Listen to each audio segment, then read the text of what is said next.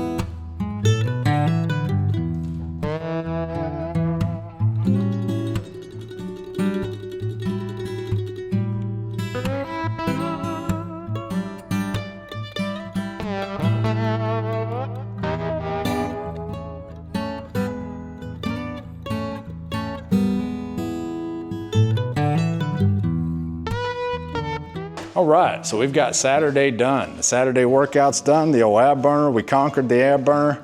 And 1 minute's going pretty good. The little less intense each week that it's turning, and I'm able to really hone in on the ab work for each move instead of just trying to get through the move, So yeah, these are coming to fruition, each move, so that's a good deal. So anyway, went out on the walk, and I did go a different direction, and we had started sprinkling a little bit, and I thought, well, I'll just work here close and do quarter mile out and quarter mile back, because I was doing the quarter mile intervals, quarter mile walk, quarter mile jog, and I think I'll just stay here within a quarter of a mile, and if it starts raining, we'll come on in. And even the rain, if it wouldn't have been too terribly hard, I wouldn't have come in and just dealt with the sprinkles, but it started raining pretty hard, and then when I was walking up the driveway to come on in, and it started lightning. I was like, okay, that's it. I'm definitely not gonna stay out here.